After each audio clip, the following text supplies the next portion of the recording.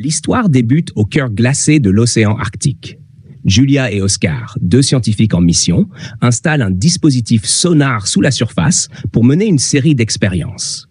Tout semble se dérouler normalement, jusqu'à ce que Oscar reçoive un appel d'urgence. Une tempête est sur le point de frapper, et ils doivent quitter la zone immédiatement. À des kilomètres de là, un sous-marin russe capte un signal sonore anormalement fort. L'équipage observe avec stupeur la mer se soulever lentement, comme agitée de l'intérieur. Au même moment, les instruments de Julia se dérèglent et la glace autour du camp se fissure. Oscar accourt vers elle, l'exhorte à partir sans attendre. Le temps leur échappe. Julia hésite, souhaitant achever son expérience, mais face à la violence du vent, elle finit par céder et monte à l'arrière de la motoneige. Ensemble, ils s'élancent dans la tempête. La glace, cependant, se disloque bien plus vite qu'ils ne l'avaient prévu. Sous la mer, le sous-marin russe capte de nouveaux sons. Ce ne sont pas des vagues, mais des signaux d'origine biologique. Avant que l'équipage n'ait le temps de comprendre, une créature gigantesque surgit des profondeurs et percute la coque. Les alarmes retentissent. Le navire tremble, pris dans l'étreinte du monstre qui le tire vers l'abîme. Sur la banquise, Julia et Oscar fuient à toute vitesse. Derrière eux, la glace s'effondre et un mur de neige s'élève à l'horizon. Oscar, pris de panique, perd le contrôle. La motoneige dérape, percute un bloc de glace et explose. Quand ils reprennent conscience, leur campement n'est plus qu'un champ de ruines balayé par le blizzard. Sous les eaux, la bataille continue. L'équipage du sous-marin tente de repousser la bête, tirant à l'aveugle dans l'obscurité. Sous les faisceaux lumineux, d'immenses tentacules apparaissent. Avant qu'il puisse réagir, le monstre frappe une dernière fois et réduit le navire en pièces. Dans un ultime geste, le capitaine parvient à envoyer un signal de détresse vers la base. Le lendemain, au quartier général de la marine russe, le signal est intercepté. La disparition du sous-marin est confirmée, avec à son bord des armes stratégiques. L'état-major réagit aussitôt et forme une équipe de récupération dirigée par Victor, le frère du capitaine disparu. Sa mère, bouleversée, tente de le dissuader, mais finit par lui remettre la montre de son père décédé, symbole de courage et de fidélité. Victor quitte la maison, déterminé, et rejoint l'amiral Olshansky, un vieil ami de son père, connu pour son tempérament autoritaire. Ensemble, ils embarquent pour le nord. À bord du sous-marin, plusieurs marins se plaignent d'avoir été rappelés avant la fin de leur congé, sans explication. Victor garde le silence. Il sait que la vérité viendra au bon moment. Pendant ce temps, Julia et Oscar errent dans la tempête, frigorifiés, à bout de force, privés de nourriture et de signal satellite. Julia refuse d'abandonner. Elle s'aventure sur une corniche pour chercher du réseau, mais glisse et manque de tomber. Oscar la rattrape in extremis. Quand elle rallume son téléphone, les barres de signal réapparaissent. Elle tente d'appeler une compagnie pétrolière, mais la tempête hurle si fort que personne ne comprend un mot. La communication se coupe au bout de quelques secondes. Désespéré, Oscar tire une fusée éclairante.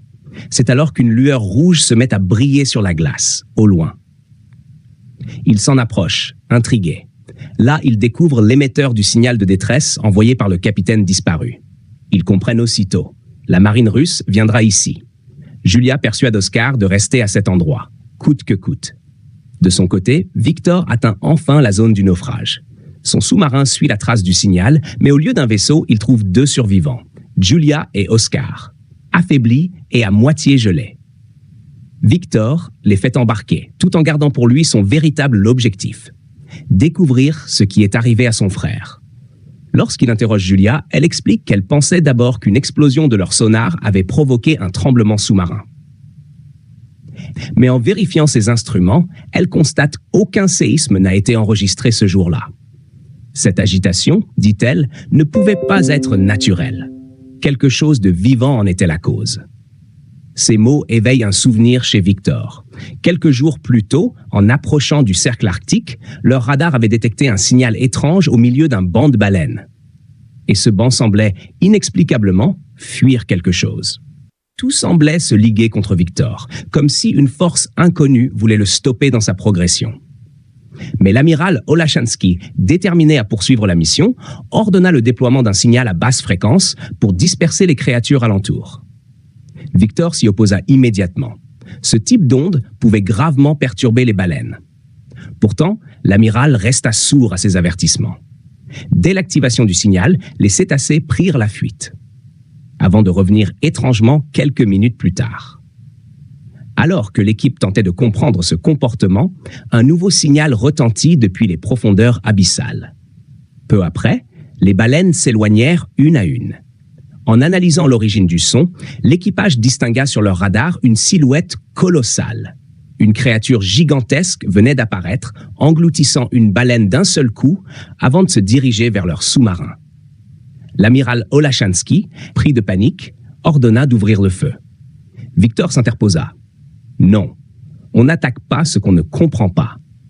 Il fit diriger le sous-marin vers une faille gelée toute proche, persuadé qu'un être d'une telle taille ne pourrait pas s'y introduire.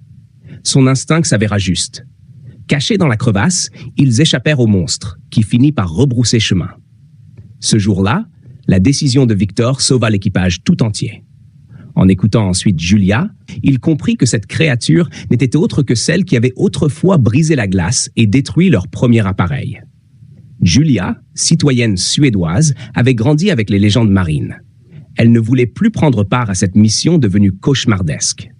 Elle supplia Victor de la déposer, elle et Oscar, à la plateforme pétrolière avec laquelle elle était en contact. Selon elle, le monstre n'irait jamais jusque-là. Victor vérifia la position. La station se trouvait non loin de leur route. Il accepta de les y conduire. Mais en chemin, l'équipage détecta de nouveau le même signal inquiétant. Sans s'en rendre compte, la créature progressait sous la vase, droit vers eux.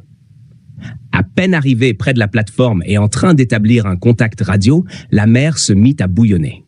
De gigantesques tentacules jaillirent des profondeurs et en quelques secondes réduisirent la structure d'acier en miettes. Par le périscope, Victor distingua enfin la véritable forme du monstre, un poulpe gigantesque, un kraken. Le spectacle pétrifia tout le monde, et avant qu'ils ne puissent réagir, la station entière fut engloutie par l'océan.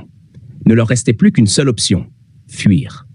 Le kraken, après avoir détruit la plateforme, se tourna vers le sous-marin.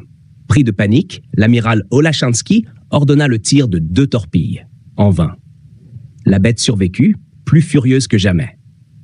Terrifié, l'amiral céda de nouveau le commandement à Victor. Celui-ci ordonna aussitôt un virage d'urgence.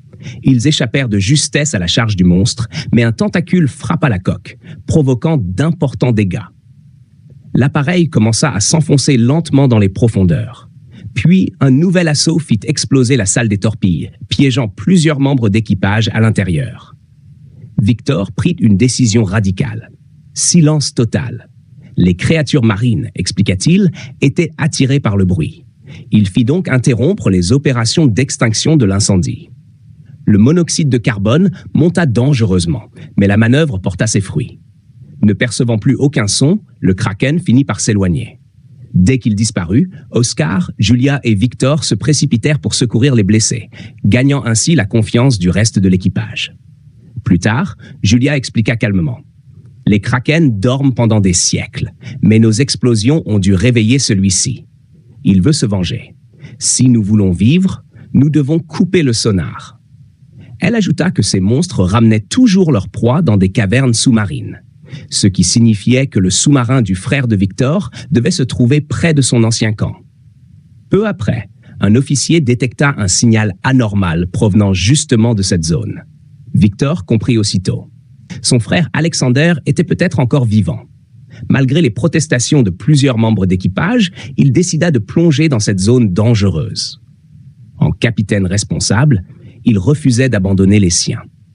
Arrivé au bord d'une immense faille, Victor embarqua à bord d'un mini-sous-marin avec 2 officiers.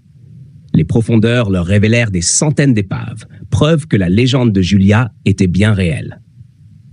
Et soudain, ils aperçurent un appareil presque intact, le sous-marin d'Alexander. Victor accoupla sa capsule à l'épave et entra. À l'intérieur, il retrouva son frère et son équipage, encore en vie. La joie et l'émotion le submergèrent. Survivre aussi longtemps à une telle créature relevait du miracle. Quand il demanda à Alexander comment il avait pu échapper au kraken, celui-ci répondit d'une voix tremblante. Ce n'était pas une fuite, c'était une négociation. Ils avaient eu le réflexe d'utiliser le mode silencieux, ce qui leur avait sauvé la vie. L'espace étant trop réduit dans le mini-sous-marin, Victor prit la décision d'évacuer son équipe en 2 temps. Il fit embarquer un premier groupe, tandis qu'il restait sur place avec son frère Alexander pour superviser la suite des opérations. Mais à mi-parcours, la première équipe vit le Kraken sortir à nouveau de son sommeil. Pendant ce temps, Victor et Alexander tentaient désespérément d'activer les missiles spéciaux. Après plusieurs tentatives infructueuses, l'ordinateur finit par se rallumer, permettant enfin le lancement du système. Au même instant, le monstre marin fonçait sur le sous-marin principal. Par malchance, un tracker du mini-sous-marin s'activa tout seul. Le bruit attira immédiatement la créature, qui changea de trajectoire. Saisissant cette opportunité, l'amiral Olachanski ordonna au vaisseau principal de remonter à la surface. Victor et Alexander, eux, introduisirent les codes et mirent les missiles en marche. Mais déjà, le Kraken les avait rejoints. Ses tentacules massifs s'enroulèrent autour de leur engin. Conscients que la fin était proche, les 2 frères se parlèrent une dernière fois par radio. Ils s'excusèrent mutuellement, reconnaissant leur faute passée, mais refusèrent de se laisser dominer par la peur. Avant que le monstre ne les écrase, ils pressèrent ensemble le bouton de déclenchement. L'explosion qui suivit fut d'une violence inouïe. Le Kraken fut brûlé vif et une lumière aveuglante traversa la glace arctique avant de percer le ciel. Le sous-marin, lui, commença à sombrer.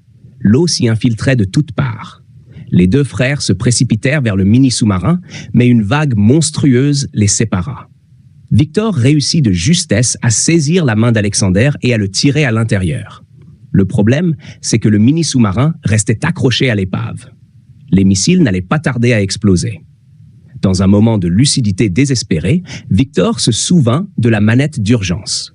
Il la tira de toutes ses forces. Le système se déverrouilla et le petit sous-marin parvint à s'échapper à la dernière seconde, juste avant le souffle du blast. À la surface, l'amiral Olachanski et le reste de l'équipage guettaient leur retour, les yeux rivés sur les flots. Le temps passa, sans aucun signe d'eux. Peu à peu, la résignation gagna les hommes. Ils s'apprêtaient à quitter la zone, quand soudain, la surface de l'eau se brisa. Le mini-sous-marin émergea lentement, laissant apparaître Victor et Alexander vivants. Des cris de joie éclatèrent sur le pont. Les marins s'enlacèrent, soulagés. Victor sortit alors la montre de leur père et la tendit à Alexander. Mais celui-ci secoua la tête, un sourire ému aux lèvres. « Non, dit-il. C'est toi qui mérites de la garder. » Quelques jours plus tard, tout l'équipage rentra en Russie. Les 2 frères retrouvèrent leurs proches. La mission terminée. Ce qui paraissait impossible était devenu réalité. Et ainsi, dans un souffle de paix et de victoire, le film s'achève.